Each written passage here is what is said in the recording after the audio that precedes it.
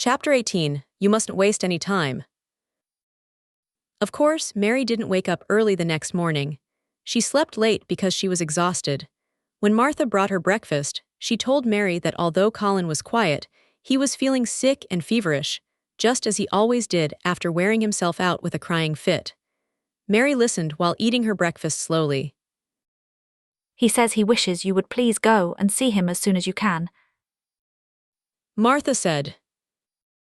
It's strange how fond he's grown of you. You really gave it to him last night, didn't you?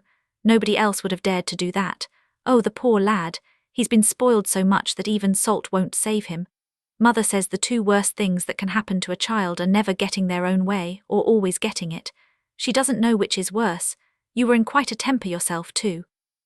But when I went into his room, he said to me, "Please ask Miss Mary if she'll please come and talk to me." Imagine him saying, "Please, will you go, miss?" "I'll run and see Dickon first." Mary said. "No, I'll go see Colin first and tell him. I know what I'll tell him," she said, struck by a sudden inspiration. She was wearing her hat when she walked into Colin's room, and for a second he looked disappointed. He was lying in bed. His face was pitifully pale, and there were dark circles around his eyes. "I am glad you came," he said. "My head hurts and I ache all over because I am so tired. Are you going somewhere?" Mary went over and leaned against his bed. "I won't be long," she said. "I am going to see Dickon, but I'll come back. Colin, it's something about the garden." His whole face brightened, and a little color came into his cheeks. "Oh, is it?" he cried out. "I dreamed about it all night. I heard you say something about gray changing into green, and I dreamed I was standing in a place filled with trembling little green leaves. There were birds on nests everywhere, looking so soft and still. I'll lie here and think about it until you come back." Within 5 minutes, Mary was with Dickon in their garden. The fox and the crow were with him again, and this time he had brought 2 tame squirrels. "I came over on the pony this morning," he said. "Oh, he is a good little fellow, Jump is. I brought these 2 in my pockets. This one here is named Nut, and this other one is named Shell." When he said, "Nut," one squirrel leaped onto his right shoulder, and when he said, "Shell," the other leaped onto his left shoulder. When they sat down on the grass with Captain curled at their feet, Soot listening solemnly from a tree, and Nut and Shell sniffing around close by, Mary felt it would be hard to leave such a delightful scene. But as she began to tell her story, the look on Dickon's funny face gradually changed her mind. She could see he felt even sorrier for Colin than she did. He looked up at the sky and all around him. "Just listen to those birds. The world seems full of them, all whistling and piping. he said. Look at them darting about and listen to them calling to each other. When spring comes, it feels like the whole world is calling. The leaves are uncurling so you can see them, and my word, the wonderful smells around here." He sniffed with his happy, turned-up nose. "And that poor lad lying shut up and seeing so little that he starts thinking about things that make him scream. Oh, we must get him out here. We must get him watching and listening and breathing in the fresh air, and get him soaked through with sunshine. And we mustn't waste any time about it." When he was very interested, he often spoke in a thick Yorkshire dialect, though at other times he tried to soften it so Mary could understand him better. But she loved his broad Yorkshire accent and had actually been trying to learn to speak it herself. So she tried a little of it now. "Yes, we must," she said. "I'll tell you what we'll do first," she went on, and Dickon grinned, because when the little girl tried to twist her tongue into speaking Yorkshire, it amused him very much. "He's taken a grand liking to you. He wants to see you, and he wants to see Soot and Captain. When I go back to the house to talk to him, I'll ask him if you can come and see him tomorrow morning, and bring your creatures with you, and then, in a little while, when there are more leaves out and maybe a bud or two, well, get him to come out, and you shall push him in his chair, and well bring him here and show him everything." When she finished, she was quite proud of herself. She had never made a long speech in Yorkshire before, and she had remembered it very well. You must talk a bit of Yorkshire like that to Master Colin. Dickon chuckled. Y'all make him laugh, and there's nothing as good for sick people as laughing is. Mother says she believes a good half-hour of laughing every morning would cure a fellow who was coming down with typhus fever. "I am going to talk Yorkshire to him this very day," Mary said, chuckling herself. The garden had reached the stage where every day and night it seemed as if magicians were passing through it, drawing loveliness out of the earth and the branches with their wands. It was hard to walk away and leave it all, especially since Nut had actually crawled onto her dress, and Shell had scrambled down the trunk of the apple tree they were sitting under, watching her with curious eyes. But she went back to the house, and when she sat down close to Colin's bed, he began to sniff the air just as Dickon did, though not in such an experienced way. You smell like flowers and fresh things. He cried out quite joyously. What is that smell? It's cool and warm and sweet all at the same time. "It's the wind from the moor," Mary said. "It comes from sitting on the grass under a tree with Dickon and Captain and Soot and Nut and Shell. It's the spring and the outdoors and the sunshine that smell so grand." She said it with as thick an accent as she could manage. You don't know how broad Yorkshire sounds until you hear someone speak it. Colin began to laugh. What are you doing? He asked. I've never heard you talk like that before. How funny it sounds. "I am giving you a bit of Yorkshire," Mary answered triumphantly. "I can't talk as grandly as Dickon and Martha can, but you see I can manage a bit. Don't you understand a bit of Yorkshire when you hear it? And you a Yorkshire lad yourself, born and bred. Oh, I wonder you're not ashamed of yourself." Then she began to laugh too, and they both laughed until they couldn't stop.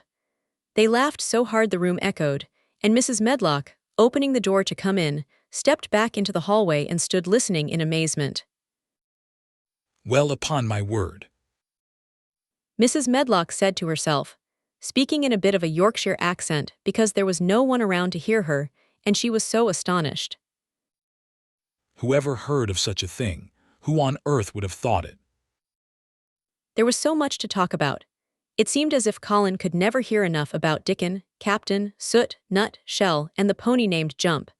Mary had run into the woods with Dickon to see Jump. He was a tiny, shaggy moor pony with thick hair hanging over his eyes, a pretty face, and a nuzzling velvet nose. He was rather thin from living on moor grass, but he was as tough and wiry as if the muscles in his little legs were made of steel springs. He had lifted his head and whinnied softly the moment he saw Dickon, trotting up to him and putting his head over Dickon's shoulder. Then Dickon had whispered into his ear, and Jump had answered with curious little whinnies, puffs, and snorts. Dickon even had him offer Mary his small front hoof and kiss her cheek with his soft muzzle. Does he really understand everything Dickon says? Colin asked. It seems like he does. Mary answered. Dickon says any creature will understand you if you are truly friends with them, but you have to be real friends. Colin lay quiet for a little while, his strange gray eyes staring at the wall, but Mary could tell he was thinking. I wish I were friends with things. He said at last. But I am not. I've never had anything to be friends with, and I can't stand people. Can't you stand me? Mary asked. Yes, I can. He answered. It's funny, but I actually like you. Ben Weatherstaff said I was just like him. Mary said. He said he'd bet we both have the same nasty tempers. I think you are like him too. We are all three alike, you, me, and Ben Weatherstaff. He said none of us are much to look at, and we are as sour as we look. But I don't feel as sour as I used to before I met the Robin and Dickon. Did you feel like you hated people? Yes. Mary answered quite frankly. I would have hated you if I had met you before I saw the Robin and Dickon. Colin reached out his thin hand and touched her. Mary, He said, I wish I hadn't said those things about sending Dickon away. I hated you when you said he was like an angel, and I laughed at you, but maybe he really is. well, it was a bit funny to say. She admitted frankly. Because his nose turns up, he has a big mouth, his clothes are covered in patches, and he speaks in a thick Yorkshire accent. But if an angel did come to Yorkshire and live on the moor, if there was a Yorkshire angel, I believe he'd understand growing things, know how to make them bloom, and know how to talk to wild creatures just like Dickon does. And they would know he was a true friend. I wouldn't mind if Dickon looked at me. Colin said, I want to meet him. I'm glad you said that. Mary answered, Because. Suddenly, she realized this was the perfect moment to tell him. Colin could tell something new was coming. Because what? He asked eagerly. Mary was so excited that she stood up from her stool, came over to him, and took both his hands in hers. Can I trust you? I trusted Dickon because the birds trusted him. Can I trust you completely for sure? She pleaded. Her face was so serious that he answered in a near whisper. Yes. Well, Dickon is coming to see you tomorrow morning, and he'll bring his animals with him. Oh, so. Colin cried out in delight. But that's not all. Mary went on, turning pale with quiet excitement. The rest is even better. There is a door into the garden. I found it. It's hidden under the ivy on the wall. If he had been a strong, healthy boy, Colin would probably have shouted, Hooray! Hooray! Hooray! But he was weak and easily overwhelmed. His eyes grew wider and wider, and he gasped for breath. Oh, Mary. He cried with a half-sob. Will I see it? Will I get inside? Will I live to see it? He clutched her hands and pulled her toward him. Of course y'all see it. Mary snapped indignantly. Of course y'all live to get inside. Don't be silly. She was so calm, down-to-earth, and practical that she brought him back to his senses, and he began to laugh at himself. A few minutes later, she was sitting on her stool again, telling him not what she imagined the secret garden was like, but what it actually was.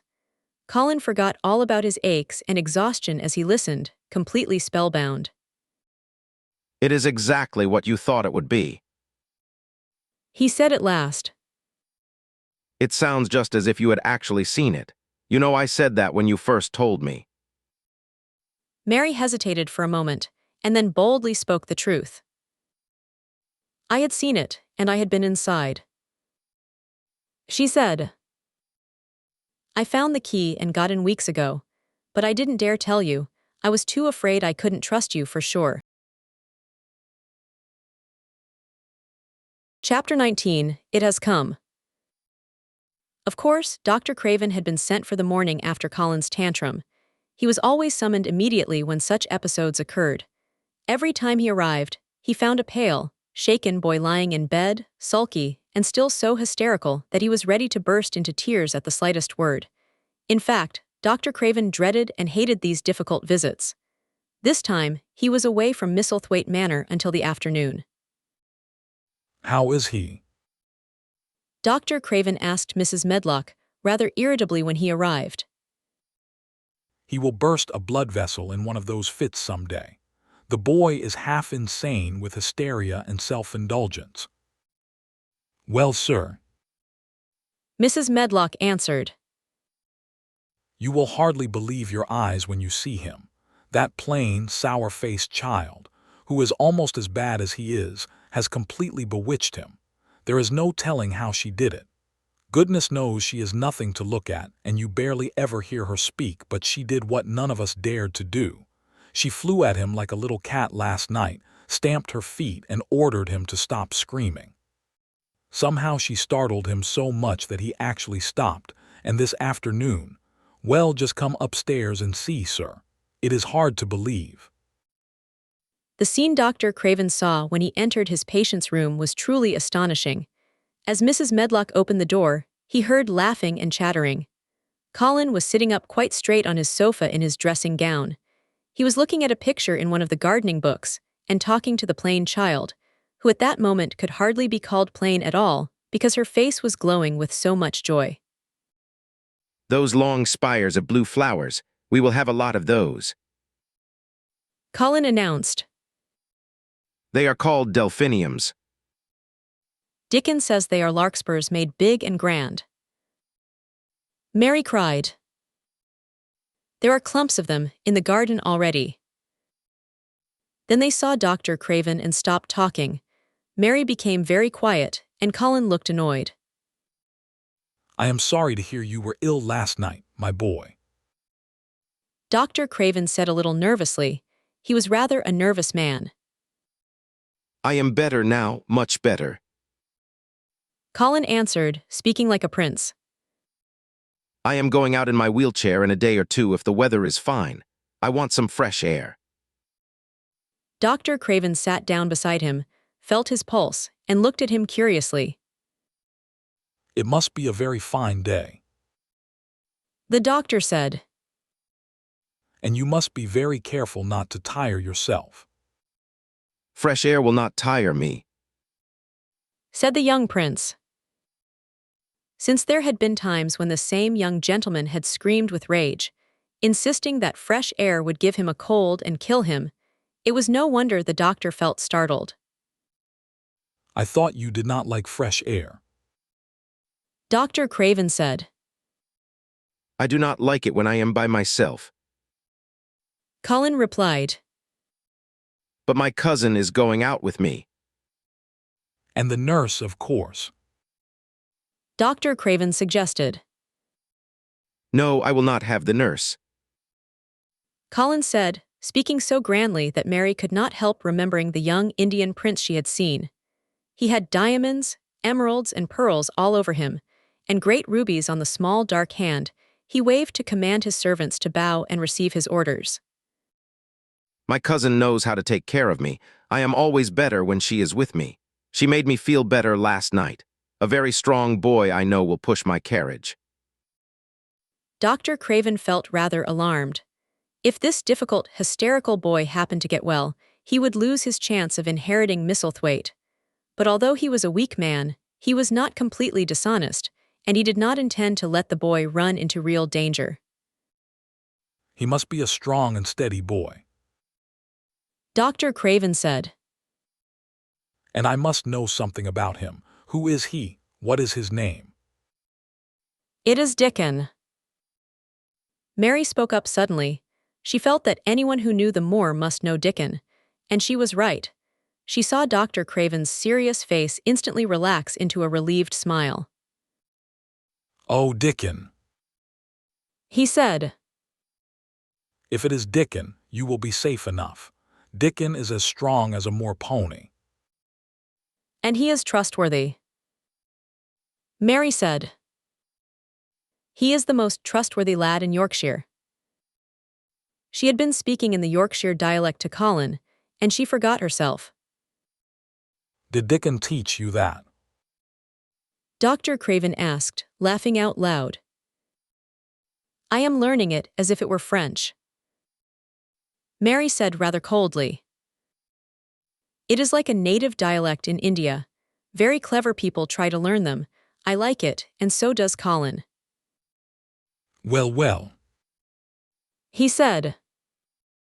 If it amuses you, perhaps it will not do you any harm. Did you take your medicine last night, Colin? No. Colin answered. I refused to take it at first, and after Mary calmed me down, she talked me to sleep. She spoke in a low voice about the spring creeping into a garden. That sounds soothing. Dr. Craven said, more puzzled than ever. He glanced sideways at Mary, who sat on her stool looking down silently at the carpet.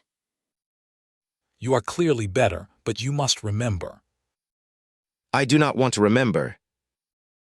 Colin interrupted. the demanding prince appearing again. When I lie by myself and remember, I start to feel pains everywhere.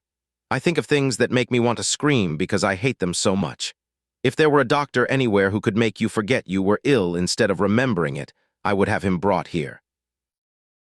He waved a thin hand that looked as though it should have been covered in royal ruby rings. It is because my cousin makes me forget that she makes me better. Dr. Craven had never made such a short visit after a tantrum. Usually, he had to stay a very long time and do many things. This afternoon, he did not give any medicine or leave new orders, and he was spared any unpleasant scenes. When he went downstairs, he looked very thoughtful. When he spoke to Mrs. Medlock in the library, she could tell that he was deeply puzzled. Well, sir, She ventured. could you have believed it? It is certainly a new state of affairs, The doctor said. and there is no denying that it is better than the old one. I believe Susan Sowerby is right. I really do. Mrs. Medlock said. I stopped by her cottage on my way to Thwaite yesterday and had a chat with her. She said to me, well, Sarah Ann, she might not be a good child and she might not be a pretty one, but she is a child, and children need other children. Susan Sowerby and I went to school together. She is the best nurse I know. Dr. Craven said. When I find her in a cottage, I know the chances are that I will save my patient. Mrs. Medlock smiled. She was very fond of Susan Sowerby. She has a way with her, Susan does. Mrs. Medlock went on eagerly. I have been thinking all morning about something she said yesterday. She said, once when I was giving the children a bit of a lecture after they had been fighting, I told them all. When I was at school, my geography book said the world was shaped like an orange, and I found out before I was 10 that the whole orange doesn't belong to anyone. No one owns more than their own little section, and sometimes it seems like there aren't enough sections to go around. But don't any of you think you own the whole orange, or you will find out you're mistaken, and you won't learn that without some hard knocks. What children learn from other children, she said, is that there is no sense in grabbing for the whole orange, peel and all. If you do, you probably won't even get the seeds, and those are too bitter to eat. She is a wise woman. Dr. Craven said, putting on his coat. Well, she has a way of saying things. Mrs. Medlock finished, very pleased. Sometimes I have said to her, oh, Susan, if you were a different woman and did not speak such broad Yorkshire, there are times when I would have said you were downright clever. That night Colin slept without waking up once. When he opened his eyes in the morning, he lay still and smiled without even realizing it. He smiled because he felt so wonderfully comfortable. It was actually nice to be awake, and he turned over and stretched his limbs luxuriously. He felt as if tight strings that had held him bound had loosened and let him go. He did not know that Dr. Craven would have said his nerves had finally relaxed and rested. Instead of lying there staring at the wall and wishing he had not woken up, his mind was full of the plans he and Mary had made yesterday. He pictured the garden, Dickon, and all his wild creatures. It was so nice to have pleasant things to think about. He had not been awake for more than 10 minutes when he heard feet running along the corridor, and Mary arrived at the door. A moment later, she ran across to his bed, bringing with her a breeze of fresh air full of the scent of the morning. You have been out, you have been out. There is that wonderful smell of leaves. He cried. She had been running, and her hair was loose and windblown. She was bright from the fresh air and her cheeks were rosy. It is so beautiful, she said, a little breathless from running. You have never seen anything so beautiful. It has come. I thought it had come the other morning, but it was only on its way. It is here now. Spring has finally arrived. Dickon says so. Has it? Colin cried. Even though he knew nothing about spring, he felt his heart beat faster. He actually sat up in bed. Open the window. He added, laughing partly with joyful excitement, and partly at his own imagination. Perhaps we will hear golden trumpets. Although he laughed, Mary was at the window in a second.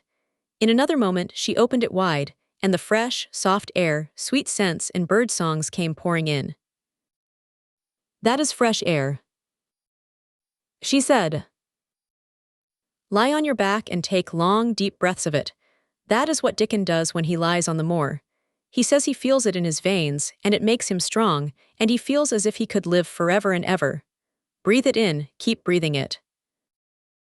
She was only repeating what Dickon had told her, but she captured Colin's imagination. Forever and ever, does it make him feel like that? He asked. He did exactly as she told him, taking long, deep breaths over and over again until he felt that something completely new and wonderful was happening to him. Mary came back to his bedside. "Things are crowding up out of the earth." She ran on excitedly. "Flowers are uncurling and buds are on everything. The green veil has covered almost all the gray, and the birds are in such a hurry to build their nests for fear of being too late that some of them are even fighting for places in the secret garden. The rose bushes look as alive as can be, there are primroses in the lanes and woods. The seeds we planted are sprouting, and Dickon has brought the fox, the crow, the squirrels, and a newborn lamb." Then she paused for breath. Dickon had found the newborn lamb 3 days before, lying by its dead mother among the gorse bushes on the moor. It was not the first motherless lamb he had found, and he knew exactly what to do. He had wrapped it in his jacket, taken it to the cottage, let it lie near the fire, and fed it warm milk. It was a soft little thing with a sweet, silly baby face and legs that were rather long for its body. Dickon had carried it across the moor in his arms, and its feeding bottle was in his pocket along with a squirrel. When Mary had sat under a tree with its warm, soft body cuddled on her lap, she felt too full of wonder and joy to speak. A lamb, a real, living lamb lying on her lap just like a baby. She was describing the lamb with great joy, and Colin was listening while taking deep breaths of air, when the nurse entered. The nurse started slightly at the sight of the open window. She had sat stifling in the room on many warm days because her patient was convinced that open windows would give him a cold. "Are you sure you are not chilly, Master Colin?" she asked.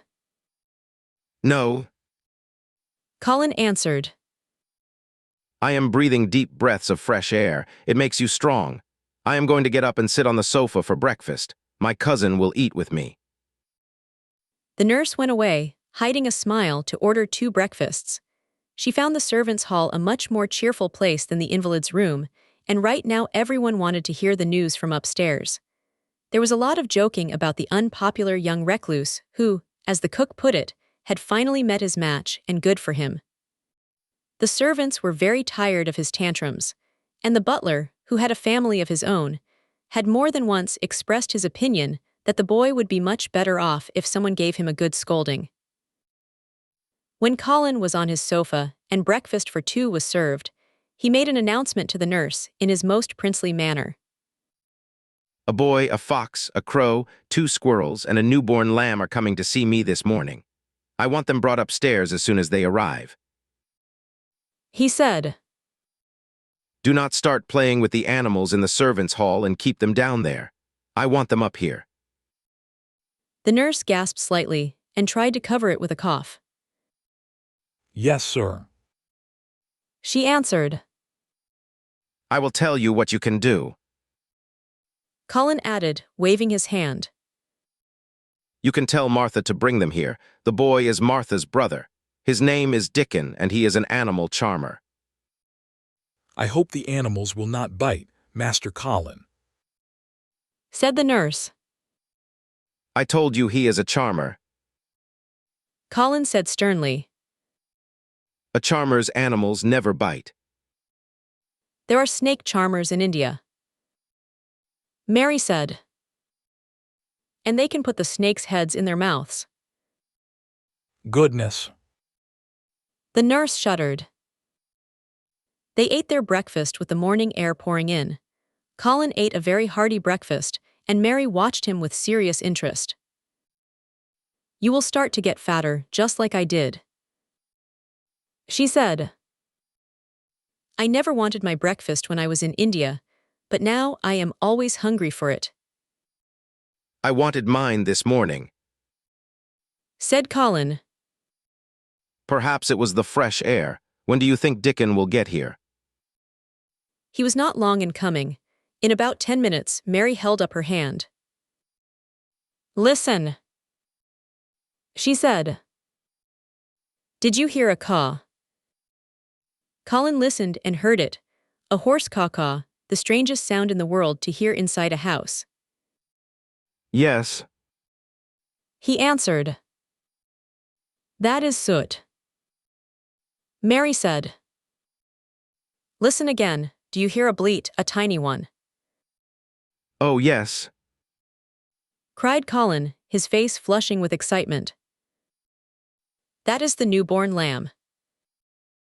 Mary said. "He is coming." Dickon's moorland boots were thick and heavy, and though he tried to walk quietly, they made a clumping sound as he walked through the long corridors. Mary and Colin heard him marching closer and closer, until he passed through the tapestry door and onto the soft carpet of Colin's own hallway. "If you please, sir." Martha announced, opening the door. "Here is Dickon and his creatures." Dickon came in, wearing his warmest, widest smile. The newborn lamb was cradled in his arms, and the little red fox trotted by his side. Nut the squirrel sat on his left shoulder, Soot the crow on his right, and Shell the other squirrel peeped his head and paws out of Dickon's coat pocket. Colin slowly sat up and stared, just as he had when he first saw Mary. But this was a look of pure wonder and delight. The truth was that, despite everything he had heard, he had not really understood what this boy would be like. Dickon was so close to his fox, his crow, his squirrels, and his lamb, and they were all so friendly, that they seemed like a part of him. Colin had never talked to another boy in his life, and he was so overwhelmed by his own pleasure and curiosity that he did not even think to speak. But Dickon did not feel the least bit shy or awkward. He had not felt embarrassed when the crow did not know his language and only stared without speaking the first time they met. Animals were always like that until they got to know you. He walked over to Colin's sofa and gently placed the newborn lamb on his lap. Immediately, the little creature turned to the warm velvet dressing gown, nuzzling into its folds and butting its curly head with soft impatience against Colin's side. Of course, no boy could have kept quiet after that. What is it doing? Colin cried. What does it want? It wants its mother. Dickon said, his smile growing even wider.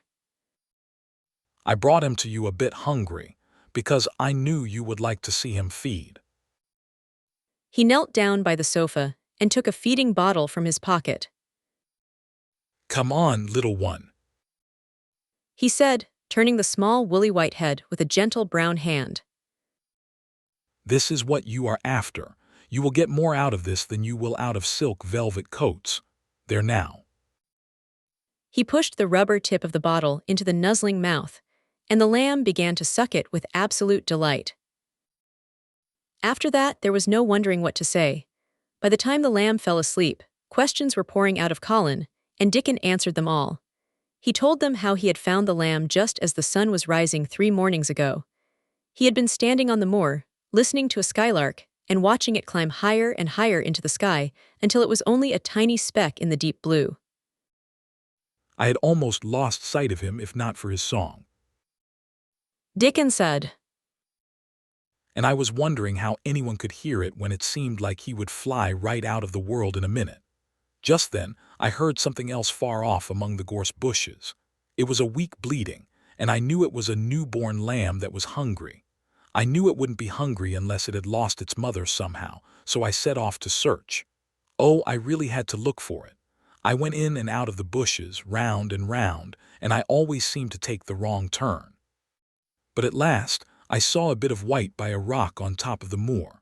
I climbed up and found the little one half dead with cold and starvation.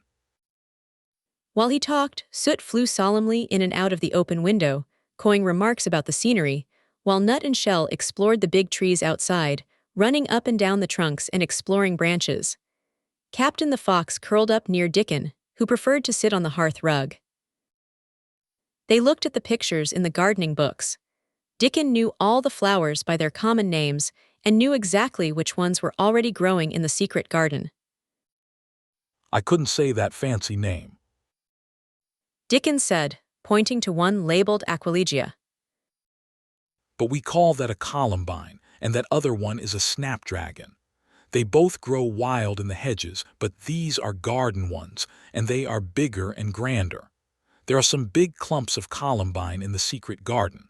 They will look like a bed of blue and white butterflies fluttering when they bloom. I am going to see them. Colin cried. I am going to see them. Yes, you must. Mary said quite seriously. And you must not lose any time about it.